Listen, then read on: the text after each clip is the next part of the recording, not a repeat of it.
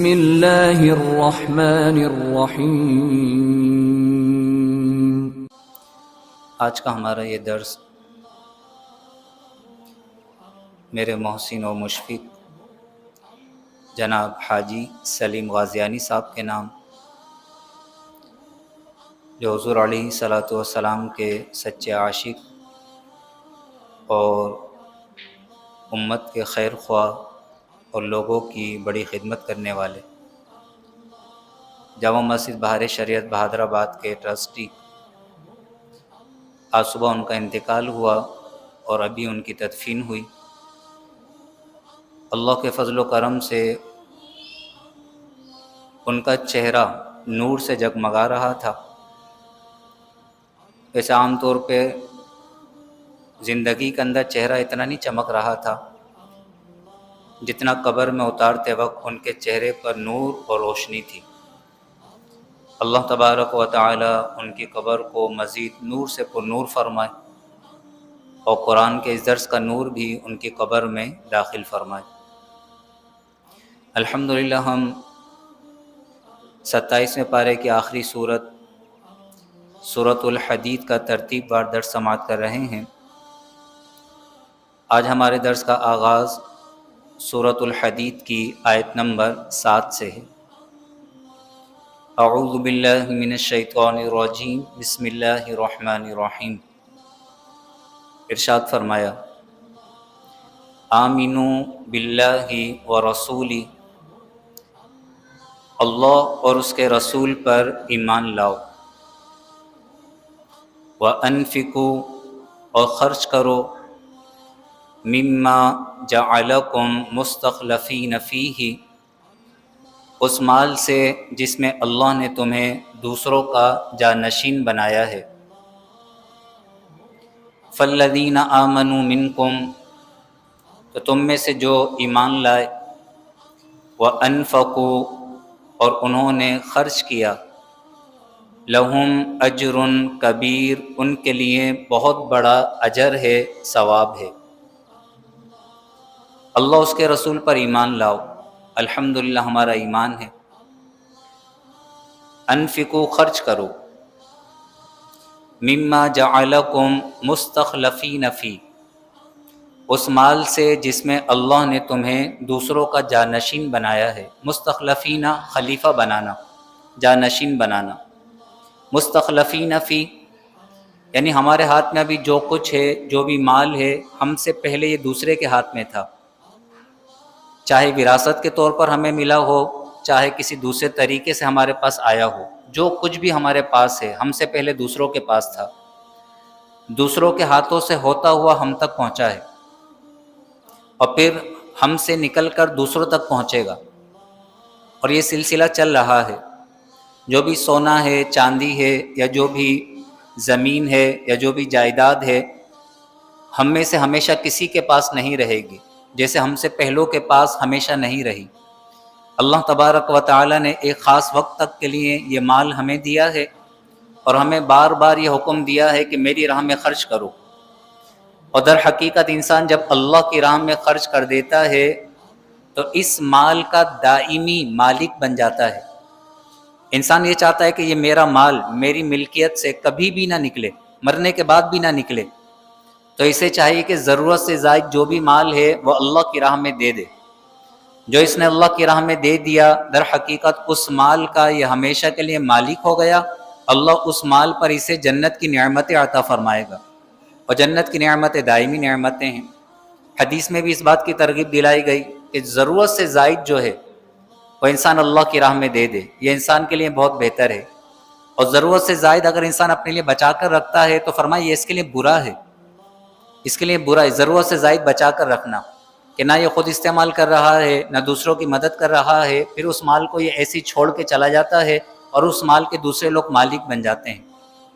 اللہ فرماتا ہے، آمنوا باللہ ورسولہ، اللہ اور اس کے رسول پر ایمان لاؤ، وانفقوا اور خرچ کرو، مما جعلکم مستخلفین فی اس مال سے جس میں اللہ نے تمہیں دوسروں کا جانشین بنایا ہے۔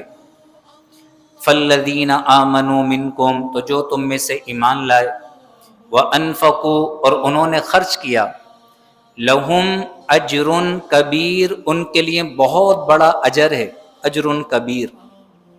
قُلْ مَتَاعُ الدُّنْيَا قلیل، اے حبیب آپ فرما دیجئے دنیا کا سارا ساز و سامان، سارا برتنا قلیل ہے، بہت تھوڑا ہے۔ دنیا کا سارا ساز و سامان، دنیا کا سارا برت لینا، فرمایا قلیل، یہ تھوڑا ہے۔ اللہ فرماتا ہے جو اس کی راہ میں خرچ کرے گا اللہ اسے اجر کبیر، بہت بڑا اجر عطا فرمائے گا۔ آخرت کی نعمتیں کبیر ہیں، بہت بڑی ہیں، دائمی نعمتیں ہیں۔ پھر اللہ کفار مکہ کو خطاب فرماتا ہے اور ارشاد فرماتا ہے وَمَا لَكُمْ تمہیں کیا ہوا ہے، لا تؤمنون باللہ تم اللہ پر ایمان نہیں لاتے، ایک کافرو تمہیں کیا ہو گیا، تم اللہ پر ایمان کیوں نہیں لاتے؟ والرسول یدعوکم حالانکہ رسول تمہیں پکار رہے ہیں، تمہیں بلا رہے ہیں، لتؤمنوا بربکم تاکہ تم اپنے رب پر ایمان لاؤ۔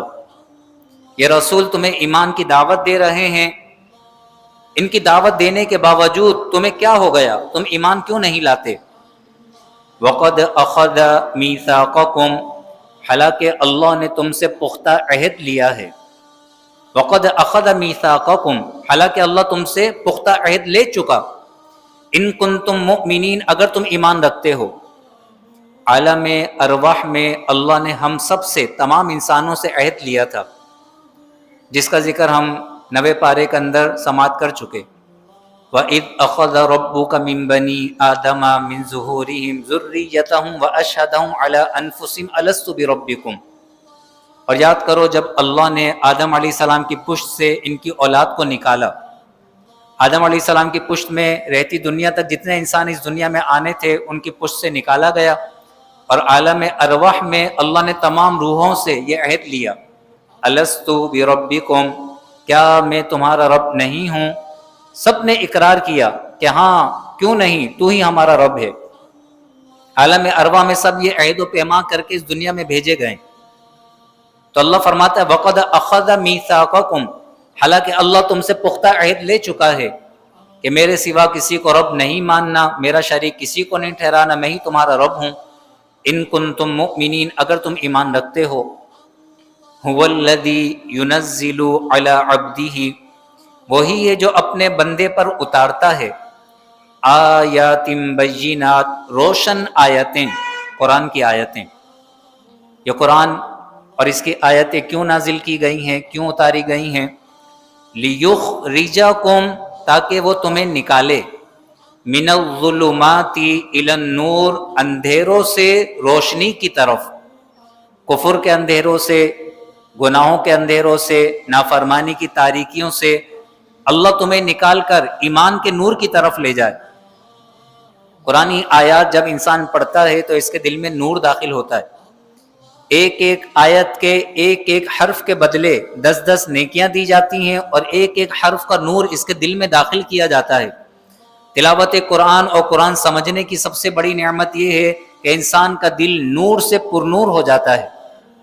اللہ فرماتا ہے هو الذی ينزل علی عبدہ آیات بینات وہی ہے جس نے اپنے بندے پر یعنی رسول اللہ صلی اللہ علیہ وسلم پر روشن آیات اتاری، وہ روشن آیات اتارتا ہے، لیخرجکم من الظلمات الی النور تاکہ وہ تمہیں اندھیروں سے نور کی طرف نکالے، وَإِنَّ اللَّهَ بِكُمْ لَرَؤُوفٌ الرَّحِيمٌ اور بے شک اللہ تم پر ضرور بڑا مہربان بے حد رحم فرمانے والا ہے۔ رؤوف الرحیم ہے اللہ، رؤوف بڑا مہربان، رحیم بے حد رحم فرمانے والا ہے۔ اللہ تبارک و تعالی ان آیتوں کا نور ہمارے سینوں میں داخل فرمائے، ہماری قبر میں داخل فرمائے، خصوصاً ہمارے حاجی سلیم غازیانی صاحب، ان کی قبر میں اللہ ان آیتوں کا نور داخل فرمائے۔ ان کے اصالِ ثواب کی نیت سے ایک بار سورہ فاتحہ، 3 بار سورہ اخلاص پڑھ لیجیے۔ الحمدللہ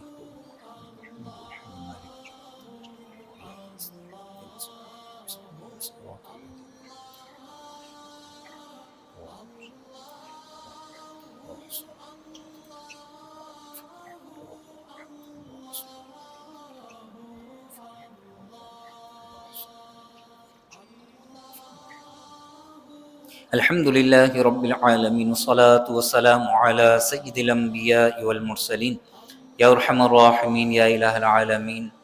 سورہ حدید کی ان آیات کا نور، سورہ فاتحہ، سورہ اخلاص کا نور ہم سب کو نصیب فرما، بے حد اجر و ثواب عطا فرما، اجر کبیر، اجر عظیم عطا فرما۔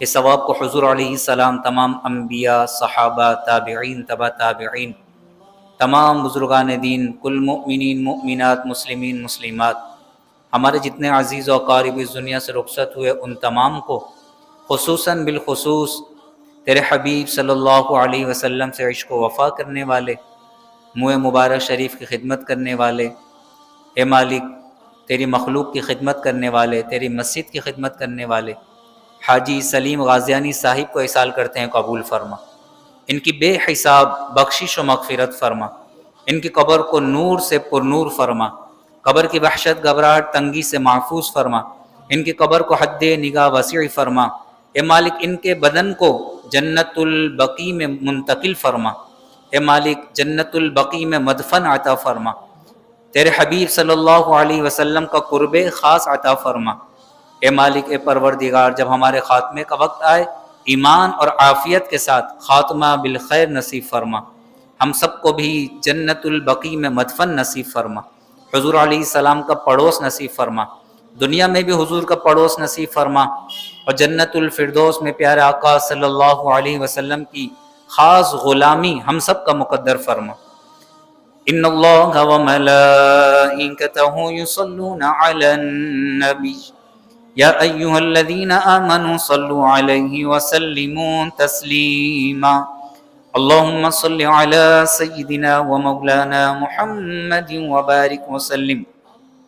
سبحان ربک رب العزة عما یصفون وسلام علی المرسلین والحمد للہ رب العالمین بحق لا الہ الا اللہ محمد رسول اللہ۔